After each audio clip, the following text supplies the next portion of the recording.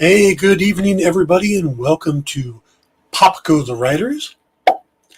Jim will be joining us in just a couple minutes. Right as he was about to get on, his internet dropped, so he will join us as soon as things come back up again. So we will wait and get him on here before we get into our main topic. But we should, talk about some other stuff going on. It's been wait, I think we have Jim, and there he is. Hello, sir. Hello, the wonders of technology. No problem, no problem. We are up and running, so how are you doing today? I'm when my internet is working, I'm doing just great. Good. How are you doing? I'm doing all right. I'm still coming along on the healing. Good. I will find out tomorrow if we're going to make a major jump forward in putting on something called an Unaboot, which is like a soft cast, but I will have them on both my legs, which will make it very interesting getting around. Wow. So you'll be like Rhodey. Yes, for a couple weeks, maybe up to a month or so, we will find out. But you're supposed to be able to get around in them pretty good because they're soft casts. You can bend at the ankle, and they only go from about mid-foot up to below your calf. So it's not going to be, walking around like Frankenstein. So right. I almost the internet went out, but I almost didn't make it because I was watching the 4th episode of Light and Magic on Disney Plus. That's the History of ILM show, which I can highly recommend. I saw that. I thought I'm going to give that a shot, but haven't yet. We got a hello there from actually a hey hello there from Harry. Hello, Harry. Thank you for joining us. So Jim and I did not get a chance to chat before the show, so we haven't talked about what our topic is going to be. We have me. Yeah. Well, I don't know if you've seen any of the Sandman. No. Mm-mm. Okay. I never read the comic. Sorry. I have never read the comic, but I listened to. They have the audiobook with a full cast, which I found absolutely fascinating. Yeah. And I'm 3 episodes in on the Netflix series. And while I've enjoyed most of it so far, they do make some swaps on characters, and most of them I was perfectly fine with. They do gender swap John Constantine to Joanne Constantine, and they pronounce it Constantine. But she is an existing comic book character, if I understand it correctly. That's his ancestor.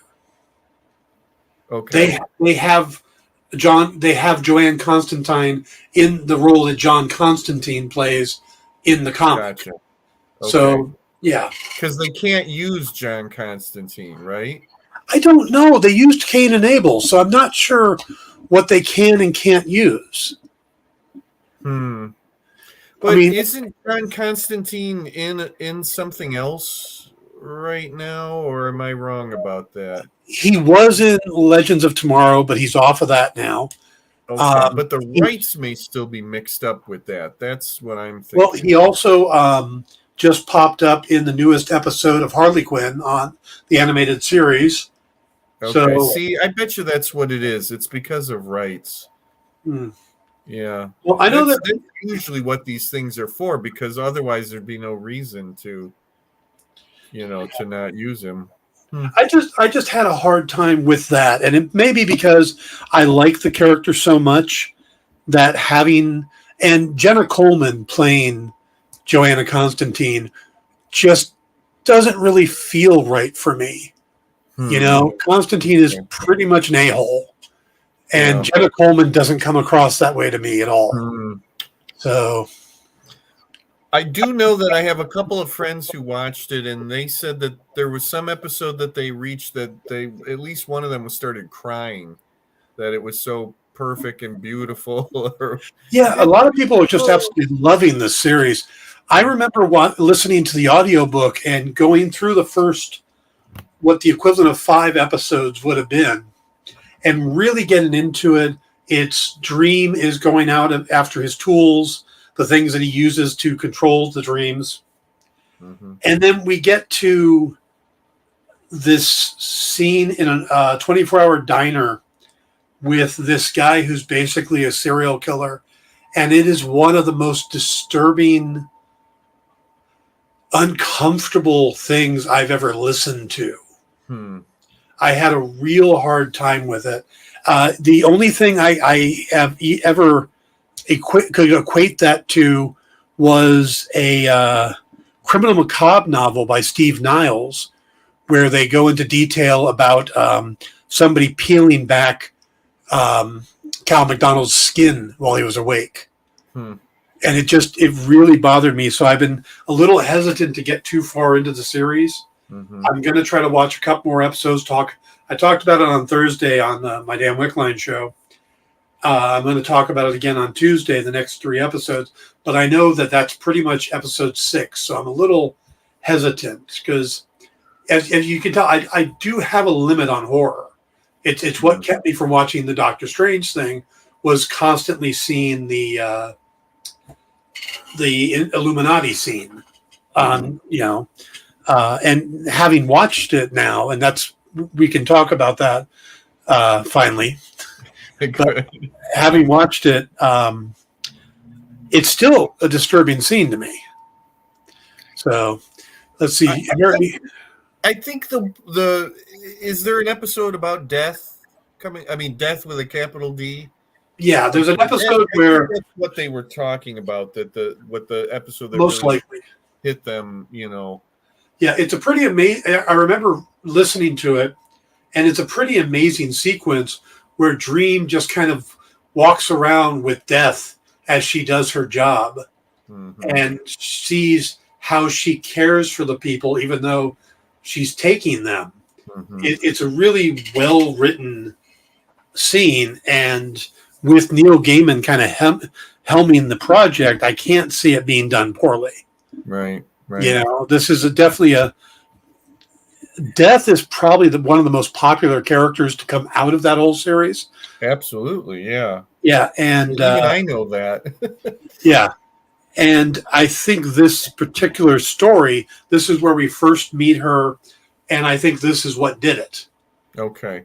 So, is Sandman is the series that had the whole issue with the serial killer convention? Yes. Okay, but they haven't done that yet. It's supposed to come up later in the season. Okay. How many episodes? 10 episodes. Okay. Yeah, basically it's the other thing they did was they take this character called the Corinthian, who is a major part of the serial killer convention, and they've extended him where normally he doesn't show up until, I think in the comics he doesn't show up till like the 10th issue. He starts popping up in episode 1, and they kind of make him a through line for season 1, which does tie things a little better together, because it is a little loose. It is like different story arcs.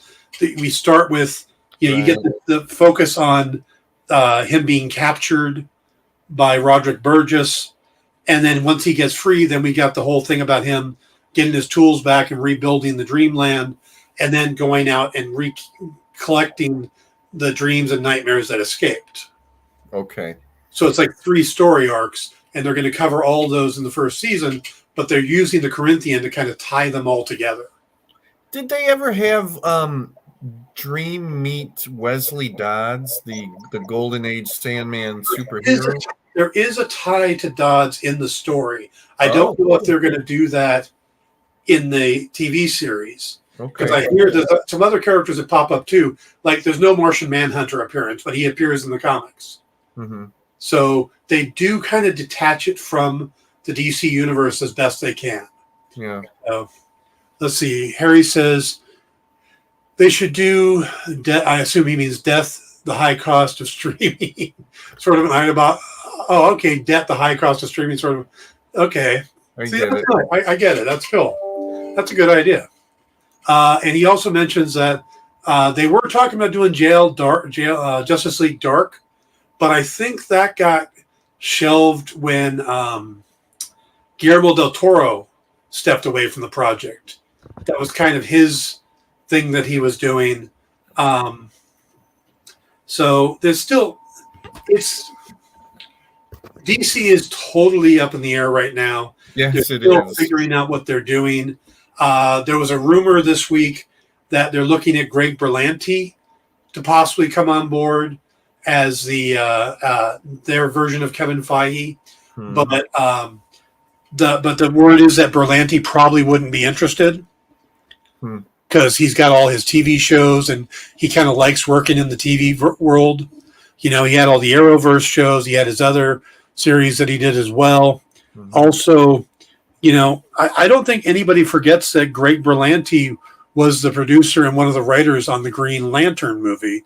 Which, we're trying to forget all of that. Come on. Yeah, I mean, Taika Waititi and Ryan Reynolds don't want to talk about that movie. Though Ryan Reynolds did recently sit down and rewatch the movie and said that he actually liked it better than he expected. Even with the joke at the end of Deadpool 2, right? Yeah. So, all right. Well, I don't want to get too much more into Sandman because, again, I'm only 3 episodes in. Maybe you'll get a chance to watch it. Okay. We're going to have She-Hulk to talk about next week.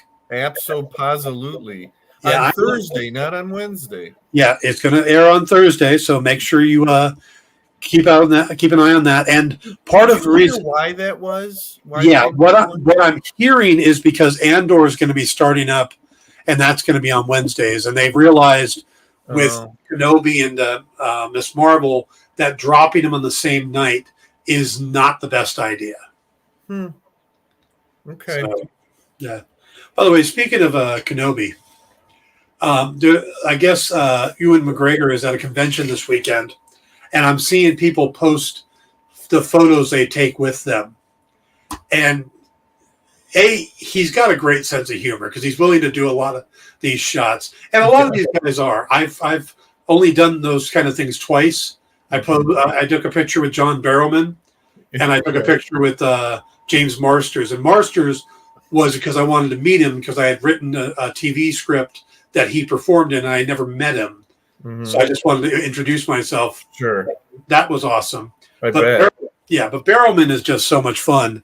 You know, his restrictions is basically just tell me what you want me to do beforehand, and I'm not picking you up because my back hurts. Other than that, that's fair enough, right? Yeah. You want me kissing you? You want to, whatever you want, you know. So I had him hold up one of my novels, like, yeah, let's get a plug. But but he's doing a lot of fun shots, and my favorite is a picture of him holding a lightsaber and reading a book on how to be more Obi-Wan, like a philosophy book. Okay. And he's holding the lightsaber up, and there's like 4 people on the other side of the picture with lightsabers, all trying to fight him, and he's like blocking them all with one. It's like such a great shot. While he's reading a book. Yeah, and he's just so casual about it, like, yeah. You know, or it might have been like this. I'm glad he's such a good sport then. That's great. Yeah. So, and that's what it is. I mean, if you're going to spend the money and stand in line, you really want them to be fun. Sure. And like I said, both Barrowman and Marsters were great. Marsters was fun because I got up there and I said, I really just wanted to meet you. I wrote the episode of Metal Hurlan called Shelter Me, and his eyes just went huge. And he's like, oh my God, I loved that. And he was so complimentary, and everybody in line behind me is going, who the fuck is this guy? They're all jealous because they hadn't written a script that he had performed in. You know? Yeah. There's an interview he did that a bunch of people sent me copies of where he called the script the closest thing he'll ever get to being able to do a Twilight Zone episode. And I'm like, well, I'm done. Thank you. That's all I needed. I'm good. I'm going to check out now. Because supposedly, as we've heard, in the past, that actors do not discern from episode to episode when they're doing a series. Yeah. Or at least that's what Shatner made us believe. Yep. So, no, that just made my day, both meeting him and then that interview thing. Bet. So, I bet. yeah, super nice guy and amazing as an audiobook reader. If you haven't listened to the Dresden Files that he reads or performs, he performs them. He doesn't just narrate them. He performs them, and they're freaking amazing. Mm-hmm. So, all right. Harry says, I hope they do James Robinson's Starman run someday. One of my favorites. I think that would be a brilliant TV series, an HBO Max series, especially if they got somebody really focused to do that. I'm thinking, what's his name? Brandon Easton is a buddy of mine. He's show running his first series right now, but I think he would be an amazing get to show run that. Well, here's the thing. I bet you if we see that Starman, it's going to be on Stargirl. Yeah. And not like I know anything, but supposedly Jeff Johns and James Robinson really want to do like more and more with the Starman background. Yeah. And I think that's something that they're going to be heading towards, although it really should be its own show. But you know what? If Stargirl continues, I can totally see Starman being sort of something as a spinoff. Yeah. And having Greg Berlanti as a producer on that wouldn't be bad either. Yeah. I think Jeff, and James, really. I mean, Stargirl is under Berlanti's shingle. Mm-hmm.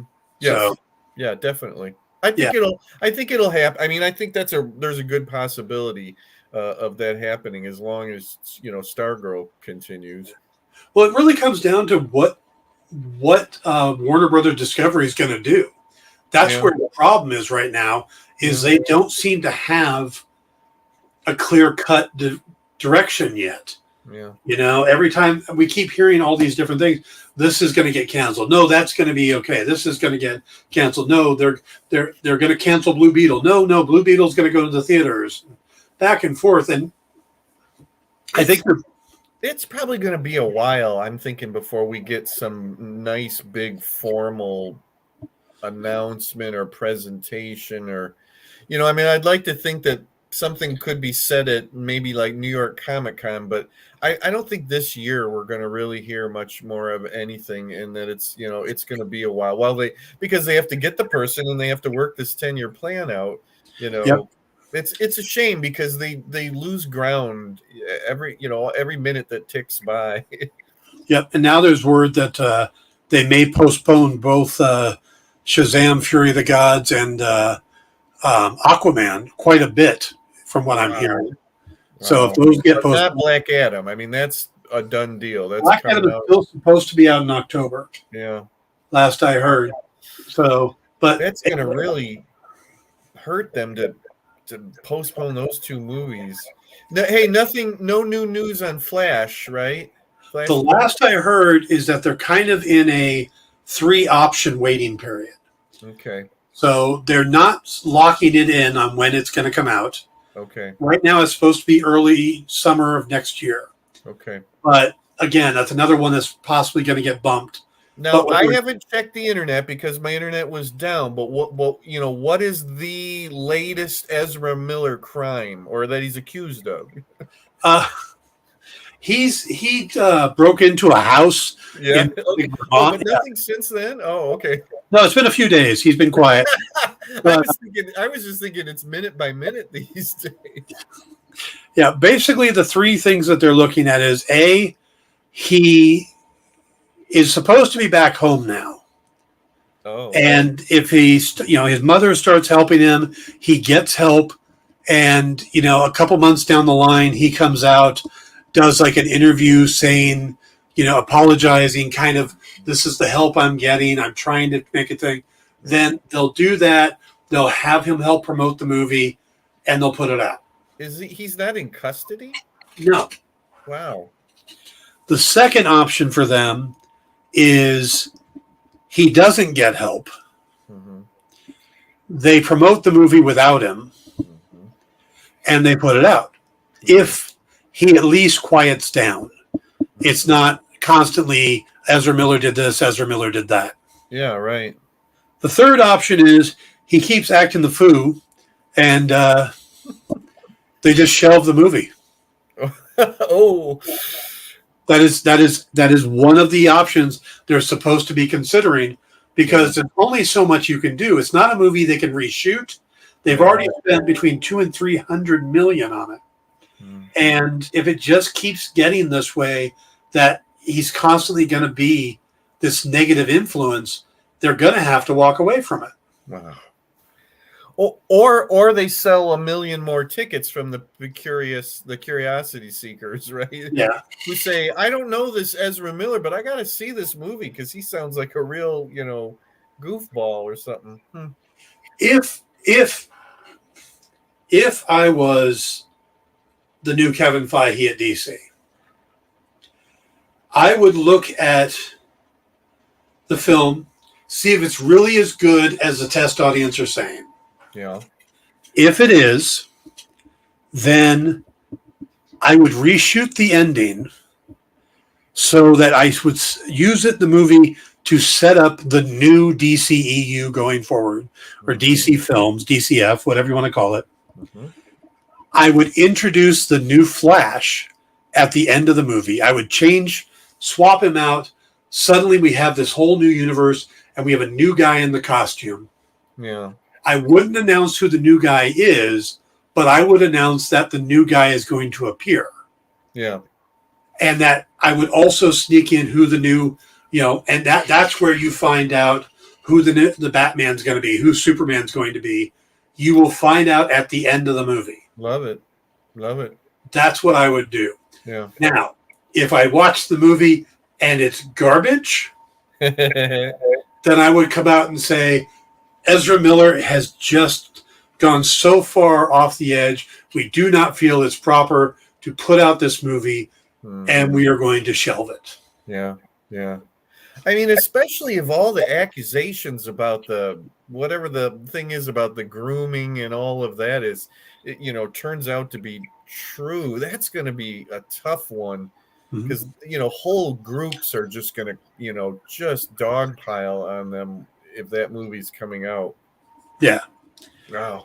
But yeah, if they could pull that off where they release the movie, where the whole new Justice League is introduced at the end, and whether you're keeping, Gal Gadot and Jason Momoa, and if somehow you keep Henry Cavill and Ben Affleck, or you swap them out, you get a new Cyborg, and I know who I would cast as Cyborg. It would be kind of a stunt casting. But because Cyborg is supposed to be an ex-football player turned into a cyborg, I'd cast Cam Newton from the NFL. Wow. Can he act? Yes. Okay. He can act. He's got the size, and he's not really playing football much anymore, and he's the same age as Ray Fisher. I heard that John Krasinski is going to be the new Flash. That would be good. Yeah. In fact, he's going to be every single character. He's going to be Superman and Batman and the new Aquaman, and I think he's even going to be Wonder Woman too. Yeah. Either that, or you just end it with Grant Gustin in the costume. Well, there is that, right? Yep, with Stephen Amell standing next to him, going, "What?" That idea is out there. Yep. Yeah, I think they could do it that way, and I'm thinking next week I may do an entire segment of my show on how I would fix the DC universe. I love it. Because every time I talk about it, they're like, Dan, you should just do it. I'm like, I love hey, it. you're never going to hire me. I think right. You get it all out, and it's there, and then you can move on with your life. Yeah, this will be my audition tape for the job, Right. I love it. I'm expecting. I'm waiting for that, Dan. So, all right. So, is there any other topics you think we should cover before we get on to the doctor? Wait, Doctor Who? I wasn't expecting it. Neil Patrick No, yeah, Harris. please. I've been waiting for this. It seems like months Okay. since Yeah. May, I think. I hope I remember the movie enough. Yeah.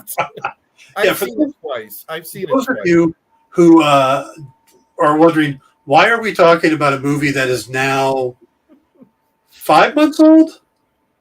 May, June, July, August. Yeah, 4. Yeah, whatever. Or, 4 yeah, but it months. came out in April. Yeah. So the reason is that, But it's new to you. yeah, well, yeah, I could not get to the theater to see it because of some health issues. Mm-hmm, mm-hmm. And when I finally could get close to doing that, it's like, well, it's going to be on Disney Plus in this month. I'm like, oh well. And then when it got on there, I just had so many things I was catching up on, uh, uh, deadlines I had to meet, stuff like that. That it was like, okay, I'll get to it. I'll get to it. I'll get to it. And then finally, one night, I finally did, and that was still 3 weeks ago. But we've had so many shows and other things to talk about. Absolutely, yeah.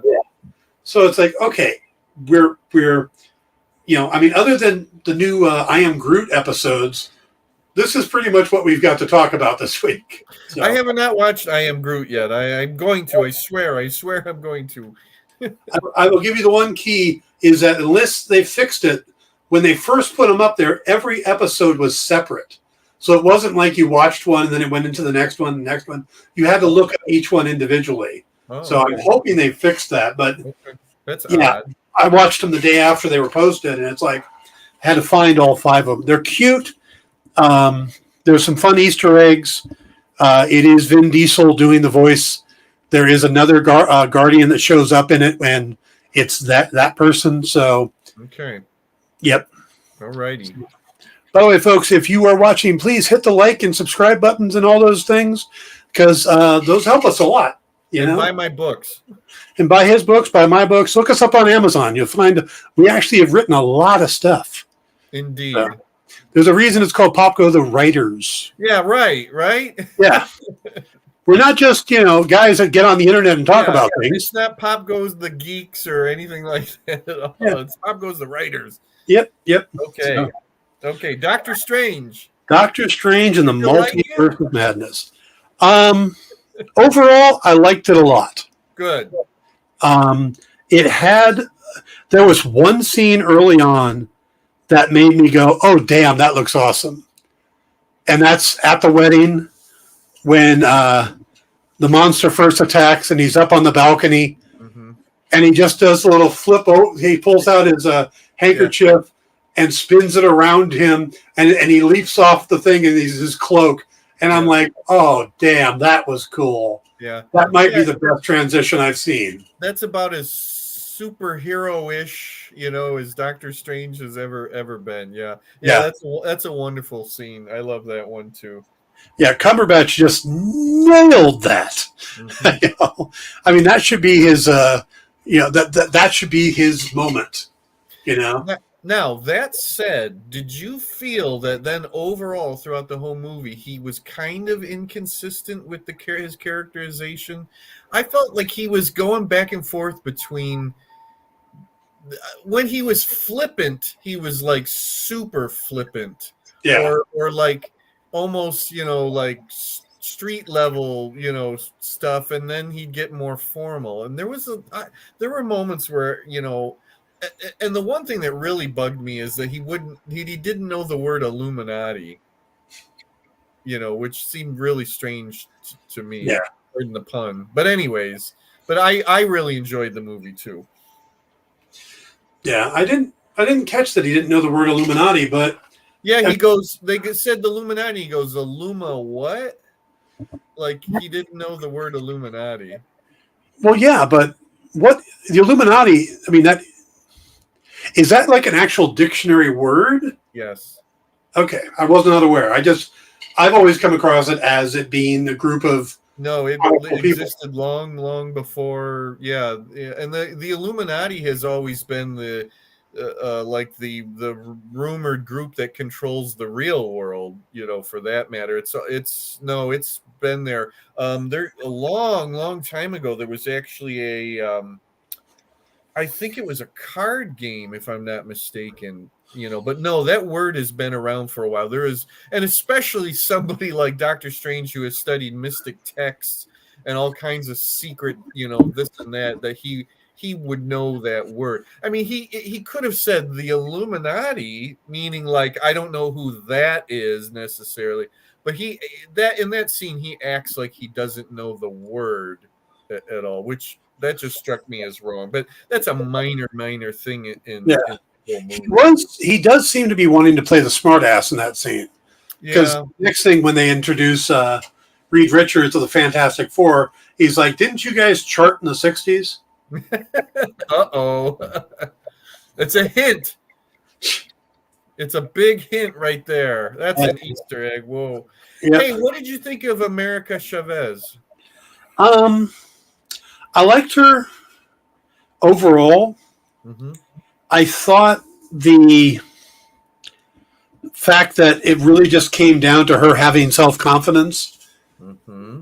And, I mean, they didn't do a lot to play that up.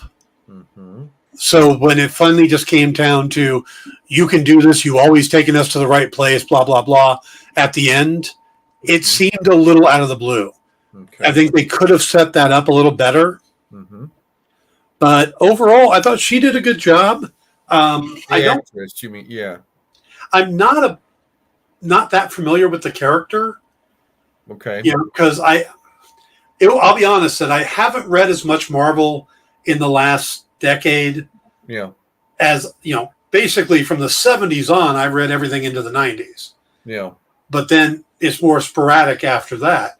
So my history of Marvel, in the first 40 years is probably great. After that, it gets a little, I need to do a little research. So I looked her up. It's pretty faithful. Yeah. Her origin, that she's with her two mothers and all of that. It's pretty faithful, and her powers also. I thought the actress was a little rough at times, but I think I saw the potential in her. I think she can really get even, she can get better, definitely. And I think from what I understand, she didn't really have a lot of like previous experience before this movie, but she looks the part, and I thought it was an interesting character to fit into the whole thing. I think Marvel's doing a really good job finding these young actors. Yeah. I mean, Iman Vellani, who played Miss Marvel. That's who I was just going to say. Yeah, I saw the behind the scenes thing for that. And she talked about how she didn't even want to be an actress. Yeah. She loved the character and couldn't pass up the opportunity. Yeah. Now, she's got way more natural talent. I could see that immediately. She doesn't really have any rough patches at all. It's just there. But what I do see in her, I see a little bit of that. She could get a really big head over this. I think she's really starting to dig being a celebrity, and she's got to be careful at that age. Yeah. To not let that all go to her head and really work on her craft. I think, though, she had the advantage of the way her role was set up, to have a family around her, to have peers around her of the same age, where you look at somebody like America Chavez, she's working with one of the biggest actors right now with Benedict Cumberbatch. Yeah. Benedict Wong, who is supposed to be super nice, but he's still Benedict Wong, Yeah. So you have these two big stars that you're interacting with, and then and Elizabeth Olsen. Yeah. So there's no real peer level there. So I think that, because I look at something like the Star Wars movies, the prequels. Mm-hmm. Jake Lloyd had a little bit of peer, but mostly he's working with Ewan McGregor and Liam Neeson. Liam Neeson and Natalie Portman, who are all very experienced actors and older. And then even when it switches to Hayden Christensen, there really aren't any teenagers on that set either. Right. You know, he's again working with these basically legendary level actors. You know, it's like, yes, you're working with Samuel L. Jackson. You know? And so, Yoda. Yeah. So, but I am concerned. There is this big push, and you see it online, and I don't know if it's necessarily a universal thing. Because you see a movement online, it doesn't necessarily mean it's as popular as it appears. That's correct. But you see this thing online where they basically want to replace all the first tier actors and get to these younger ones. You know, they want Kate Bishop instead of Clinton Barton, and they want She-Hulk now to replace Ruffalo, and they want Ironheart is the new Iron Man, and just down the line they want to get to we want to get to the Young Avengers and stuff. Well, one thing is that these are characters that have not been around as long, where you have all these great stories that exist for decades on these other characters they could still get to. And it seems like we're speeding through some of them. Mm-hmm. But you're getting to these other characters who don't really have a lot of stories to pull from. You know, it's like Ironheart. They set photos tell us that Anthony Ramos is going to be playing the Hood in Ironheart. Mm. There's no connection in comics between those two characters. Mm-hmm. So they're not pulling from anything. Mm-hmm. So they're writing brand new stuff, which that's what they want to do. Great. But it seemed like kind of an odd connection to go tech and mysticism. Yeah. Yeah, that is. As far as these young actors and young characters replacing, I mean, we do have the reality of Marvel's biggest stars have been around for 10 years or so, and they all now are to the point, for the most part, they all want to do other things, so I mean, you got to do something. Well, I look at the thing where a lot of people are like, oh, we're going to have Jane Foster Thor going forward. And they're like, no, we're not. No, I really don't see Natalie Portman doing that. No, yeah, Natalie Portman's been around as much as Chris Hemsworth, or as long. She stepped away, but, I don't see her wanting to be Thor. And Chris Hemsworth doesn't seem to be done. He seems to still enjoy being Thor. Yeah, he's the one. And it is interesting. I was just thinking they need to introduce Thunderstrike. I mean, if you want like a Thor replacement where they could get sort of an unknown, sort of a younger one. It's either that or Beta Ray Bill. Yeah, but see, again, as long as these actors are willing to keep doing the roles, help them. I don't think Jeremy Renner has actually talked about retiring. No, but he's not getting any younger, and he was he looked a little long in the tooth in Hawkeye. I mean, I don't see Mark Ruffalo doesn't seem to really want to put an end to Bruce Banner that I've been seeing. I mean, if I was him, I would still be saying, when do I get my own movie? And with word is that may happen as soon as anytime after June of next year. Wow. Because there was a part of the contract with Universal was basically Universal hung on to the distribution rights for any Hulk movie for 15 years after the last one was made. The last one was released in basically June of 2008. So by June of 2023, those rights will switch back to Marvel. Okay. And there is talk about possibly, again, absolute rumors, but there is talk of maybe doing World War Hulk. Wow. So they have to, in my opinion, they have got to bring some of the pathos back into, the Hulk. it's getting a little too much the happy-go-lucky with the Hulk, and Yeah. this obviously this She-Hulk series is really going to hammer that one home. I'm hoping there's a little bit of something seriousness, in that. That said, I'm really looking forward to the show. I'm so ready for another Marvel series, even though it hasn't been that long since Ms. Marvel, but I'm all ready for it. Yeah, I'm looking forward to that. I'm looking forward to Andor. But Yeah. we're getting way, way off the Doctor Strange. I know. Well, I have another question for you about Okay. Doctor Strange. Okay, so Wanda as super baddie. What do you say? Uh-oh, here it comes. I think she did great. Mm-hmm. I just don't know if it was a necessary story. See, okay, you got to understand, Doctor Strange is one of my favorite Marvel movies. Okay, right. It's one of the ones that I probably have watched the most. Mm-hmm. When it's like, oh, I need to put something, I'm going to put something on in the studio and just have it in the background. That's one of the ones I go to. Wow. You know, because to me, it's one of the tightest, most complete of the movies. There's not a lot of times there's parts in it that are kind of cringeworthy, where somebody's acting stupid, and I hate those moments. Mm-hmm. So I always try to skip over them, or they're acting up or whatever. There really isn't that in the movie. It's pretty straightforward, just a good Doctor Strange movie. The ending is a big twist on the normal Marvel ending. He tricks the guy. Mm-hmm. He tricks Dormammu. Mm-hmm. So for me, I wanted another Doctor Strange movie.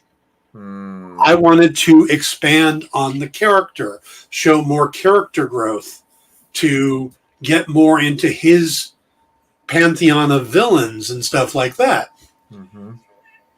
And instead, we got basically a Wanda movie, a Scarlet Witch movie, and we spent so much time with the multiverse and introducing characters that were basically nothing more than a gimmick, that we really didn't spend time with Doctor Strange. Mm-hmm. There's not a lot of character growth, and that bothered me some. I mean, I can sit down and watch the movie. I can sit down, watch the movie, and enjoy it, but it wasn't what I wanted. It kind of falls in the same category for me as Thor Ragnarok. Mm-hmm. It's like, it's an entertaining movie. It's fun. It's it's a fun movie. It's not a Thor movie to me. Mm-hmm. And it wasn't what I wanted from a Thor movie. And this wasn't what I wanted from a Doctor Strange movie. I don't think the Illuminati really added anything to the movie. I'll agree with that. I mean, you could have lifted that out and spent more time on character development, more time with them actually trying to train America Chavez so they could get a better idea of what her powers are and how she uses them. Mm-hmm. We could have spent more time trying to figure out why Rintrah was suddenly at Carmitage. You got a giant green bull minotaur creature, and you don't really even mention that he's there. And they have the setup for him. The cloak gets damaged, and that's how he gets into Doctor Strange's world. Is he works for the guy that repairs the cloak. Mm-hmm. In the comics? Why didn't he get pulled in? Why is he there, but we don't really talk about him? And there was just so much more I would like to have seen them focus on, that we didn't need the Illuminati scene. Mm-hmm. We didn't really need the multiverse.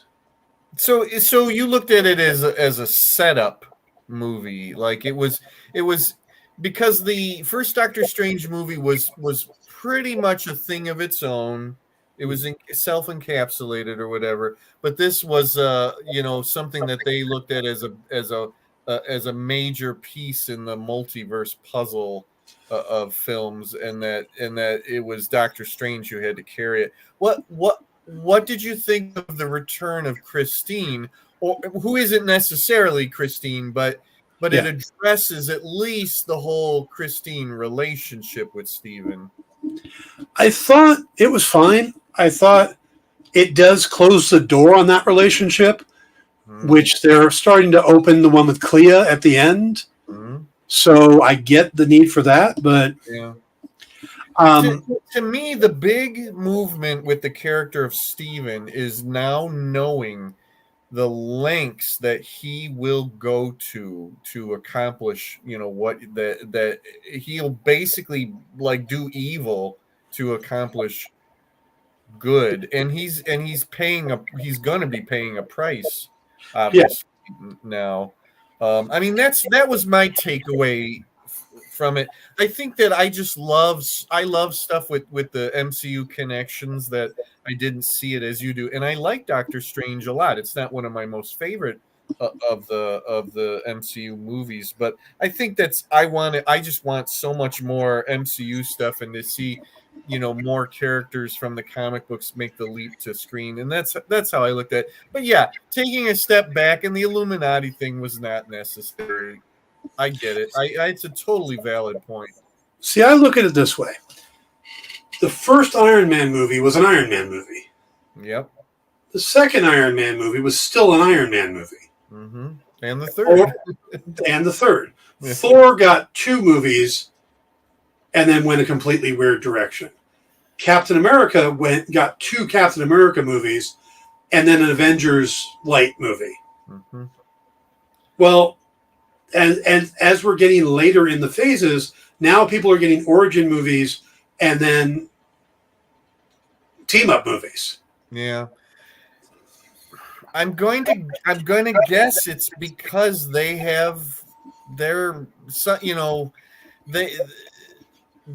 like, it's like they pulled every MCU fan, and this is what they've distilled from it. That I think they're saying that the bulk of the MCU fans, this is what they want. That they want universe films rather than mostly standalone films, and or that they can't Marvel Studios can't afford to have that much time spent with standalone films. I mean, but Shang-Chi was pretty much a standalone film. Eternals was certainly a standalone, but there's that didn't necessarily work that well for them, although Shang-Chi did. Yeah. I like Eternals better than most people. I think I do too. I'm not completely sold on it. I think I said before I liked it better the second time that I saw it. Okay, what do you think? What do you think that Black Panther 2 is going to? You think that's going to suit what you're looking for, or no? But they couldn't. Okay. Because of the death of Chadwick Boseman. Yeah. But they weren't planning on doing that anyway. It was always going to be a Namor movie. Yeah. That's what they're doing. They're doing these team up movies for second movies. Like Shang-Chi 2 will probably end up, introducing a bunch of other martial arts characters. You're probably that's where we'll probably see Iron Fist again. Yeah. And White Tiger and stuff like that. That's not a bad thing. No, it'll probably be like a big tournament thing for the cities of heaven, and right. That would be awesome, and I think that would be great. But and Eternals is definitely going to have to cross over to a bunch of big more celestial stuff. We'll probably get a lot more cosmic characters suddenly. Yeah. Well, when you introduce Thanos' brother, where else can you go? Yeah. So, by the way, completely off topic, but I was watching Jimmy Kimmel this week. Not Jimmy Kimmel, Jimmy Fallon. And they played a clip of Dick Cheney doing an ad for his daughter and warning the country about Donald Trump. And Fallon goes, "That's like Darth Vader warning us about Thanos." That's a funny reference. Yeah. So off topic, I know, but comic Right. reference. But Not really. No, you got Thanos in there, so it worked. It worked. There's a lot of things about the Doctor Strange movie I loved. Okay. Again, Benedict Cumberbatch is a great Doctor Strange. They were so right to wait for him and not try to shoehorn somebody else into the role. Benedict Wong is just amazing, and I love that he's popping up in everything. Yeah, he really is now, isn't he? Yeah, he's like he is the Coulson of the multiverse saga. Yeah. Oh, don't say Cole. I miss Phil Coulson like you would not believe. I do too. I do too. Wish there was some way to get him back into the movies or the new, the Disney Plus series. Oh God, I miss Clark Gregg so much. It's not funny. Oh yeah, he's so much fun. Always one of my top favorites. Yeah. I love the effects. I loved all the Raimi-isms in there. Yeah. I mean, you really have to pay attention, but there are so many Sam Raimi special things in there, like his car. Yeah. Didn't everything feel old school? And not bad, but the direction felt old school. I kept thinking that through that entire movie, that like shots were like, and I said, this is kind of like what maybe a little bit of an older director do. And then at one point, kind of early on, I remembered, oh, right, this is Sam Raimi. And of course it's old school. But there was so many things that I said, a newer, hipper, modern director would never have set that up, like this or that. And I kept seeing that over and over again. It was a very interesting feel for an MCU film, I thought, after getting a lot of kind of, a same feel in a lot of the, more recent movies with direction. Yeah. See, that's the thing is I like the movie.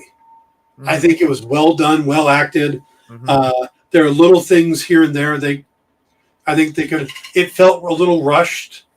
Mm-hmm. Like it was a very short movie, and there was probably more that they cut that they could have left in. Mm-hmm. But they made it short, and so I watched the deleted scenes on the Blu-ray. But I have not seen that, of course. Yeah. Yeah. There's also a director's commentary that I need to watch. I haven't had a chance to yet.